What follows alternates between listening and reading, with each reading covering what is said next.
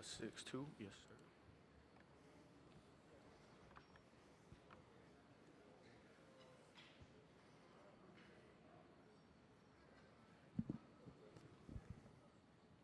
Good afternoon, everyone. As a courtesy to your fellow media members, as well as the coaches and student athletes, we ask that you please silence your cell phones. Please provide your name and media affiliation each time you ask a question during the press conference. Please direct your question to a specific player or to coach. If you're joining us on Zoom, please use the raise hand function for questions. Recording press conferences on cell phones or cameras is prohibited. For the post-game press conference, we have the student athletes from Furman University, Marcus Foster, J.P. Pegues, and Jalen Slauson, as well as head coach Bob Ritchie. At this time, we'll turn it over to Coach Ritchie for his opening remarks on the game and follow up with questions for all. Coach? Well, what an unbelievable college basketball game.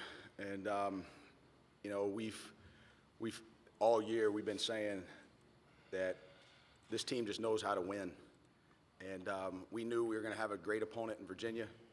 We knew there were going to be some advantages in terms of their size, in terms of their physicality, the way they rebound, the way they defend. And there's a lot going on in my mind right now. I mean, it's an unbelievable moment. And give all the glory to God for allowing me to be able to lead it. But this is the day these players just found a way. And I couldn't help but go back when I saw the shot in the air to a year ago, to a play that probably still makes it on March Madness, and that ball floated in the air, and it missed. And it's just a reminder, like, you know, we've said it all year, count it all joy.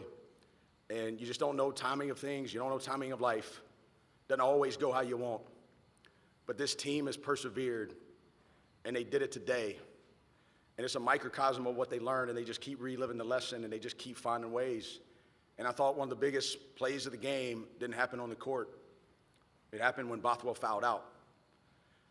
And I was talking to the official, and I walked back in the huddle, and Bothwell had the huddle. And he said, we're going to find a way to win this game. And all these guys to my left and the whole locker room to my left, they just kept believing. And you know what? I still don't quite know what happened there late. I know we called Indy, which is a late game action for us. I think JP drove, found G, called the foul. Garrett Heen, he's had some issues with free throws this year. And it's not because he can't shoot them, just had to believe in it. And he got up to the line, he just went up there with poise and made 2 huge free throws. And we jumped in to face, and then we had him trapped. I was calling for a foul, but the good Lord knew they couldn't hear me. And they threw it to us. And JP, he didn't make the all-conference team somehow, but he's on the all-winner team because he knows how to win. And he had a similar play in high school. That's why we recruited him so hard, because I watched his clutch clips, and I watched him do something very similar in a huge state playoff game. And when I saw the ball go up, I knew it was going in. And what a day to be a Paladin.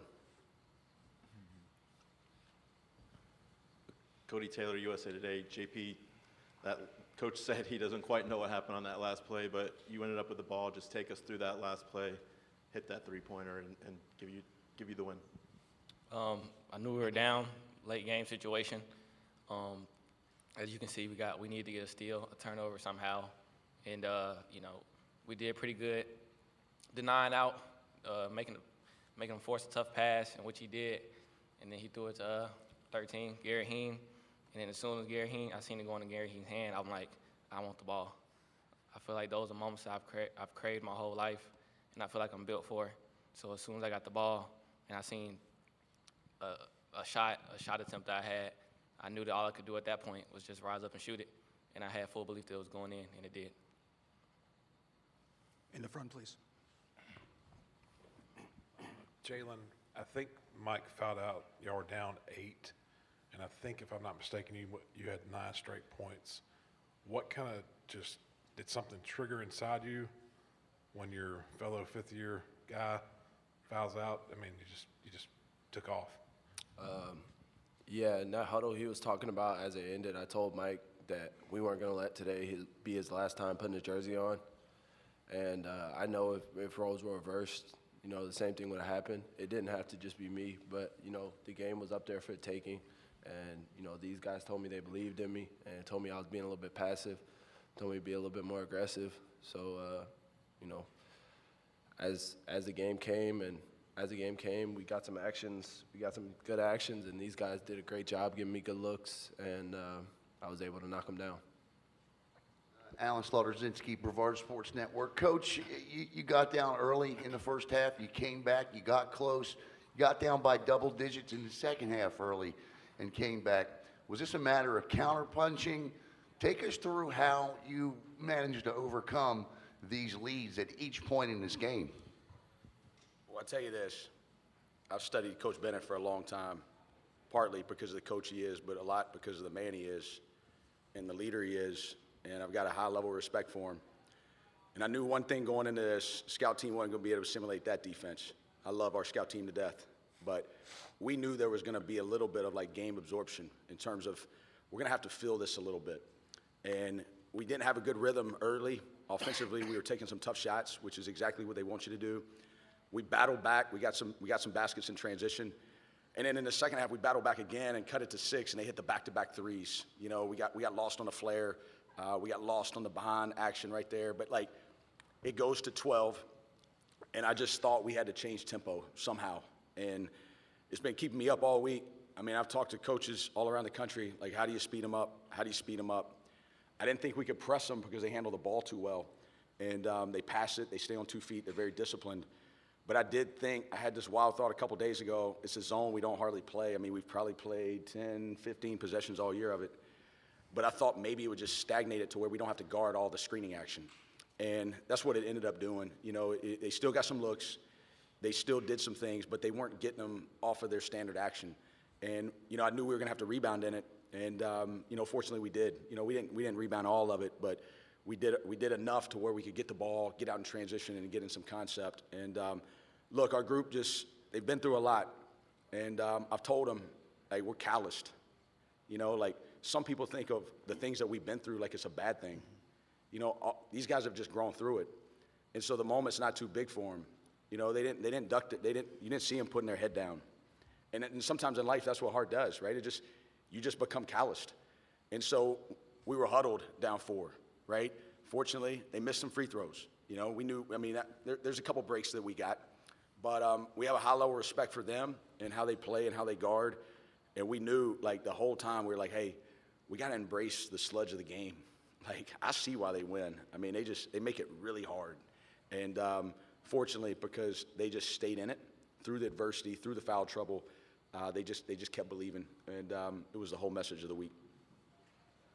For Bob and Jalen, Scott Eisberg, WCIV in Charleston, for both of you guys, was there ever a moment during that game where you just kind of look and go, this is the team that recently won a national title, and I'm coaching against Tony Bennett, and this is Virginia, and we're like, it's like a tunnel vision sort of thing, like we're going to pull this off? Or like, could you not even think about the magnitude while you're playing the game? I actually talked about that in the team locker room before the game. Like, don't have any expectation of what this game's going to look like.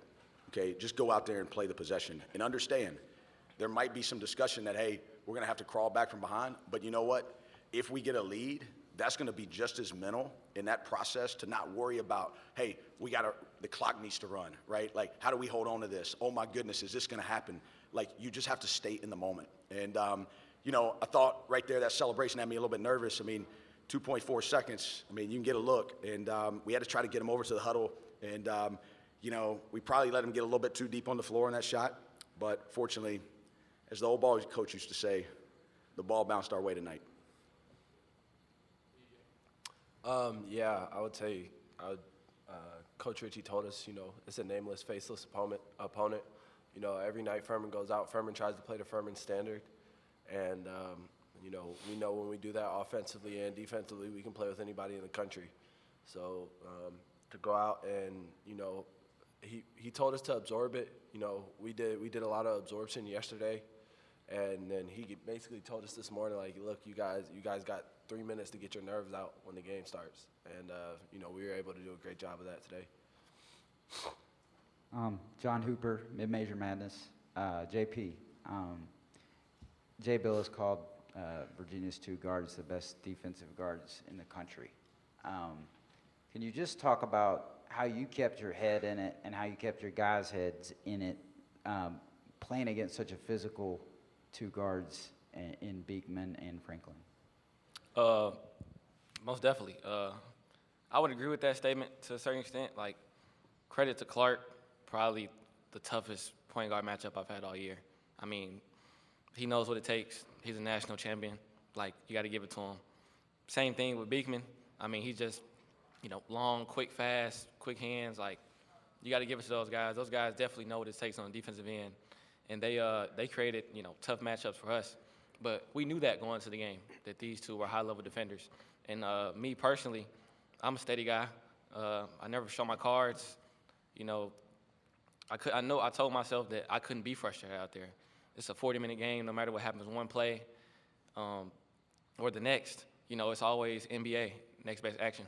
And I felt like just keeping that mindset throughout the game, it helped me to stay level-headed and also to help lead my team through the adversity that we fought through. 2 minutes remaining, back row. Cody Taylor, USA Today. JP, it seemed like a pro Furman crowd there cheering you guys on, and then you hit the shot, win the game. What was that celebration like to celebrate with that contingent of fans, and what was the locker room like? It looks like Coach might still be drenched from the celebration. Yeah, it's definitely something that, we haven't experienced. Like, this is the biggest crowd we ever played in. To see not only our Furman fans, but also the rest of the crowd with other teams, like seeing the fight that we have, that boosted us up. And, just hearing the voices, hearing the cheers of them, it really energized us. And like you said, after the shot, we were totally amped. We were just full of energy. We're just soaking it all in. We're enjoying the moment. Final question, row 3. Jalen, Gene Sapikoff from the Charleston Post and Courier. You're a Southern Conference historian. What do you think this means to Furman? And you said after the Southern Conference tournament we have more games to win. Can you kind of comment on that going forward now?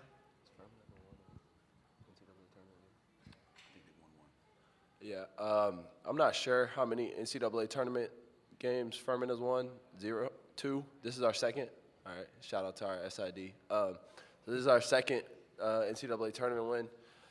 So that's big time for us. And then this team's done a great job making history all year. So Saturday is going to be another chance to make history. And this team has performed the best under the brightest lights all year. And because of guys like these two next to me, I don't want to lose the fact that Marcus was the one that really got us rolling in the second half. He stepped up there and banged 2 humongous shots against a pretty stout defense. So I definitely don't want to let that go to waste. He gave us some energy, gave us some life, and we know when he's playing with that swagger that we're really hard to beat. And then obviously, the shot that JP hit. But I hope this just gives everybody confidence. Like, our highest plus minus tonight was Alex Williams on the biggest stage of his life. So the young guys are going to keep getting better. And, we played well in the championship, but we played better today. Imagine if we go play better Saturday. Thank you very much, gentlemen. Thank you, guys. Hammond Communications will post a recording of this press conference in the NCAA Media Hub at NCAA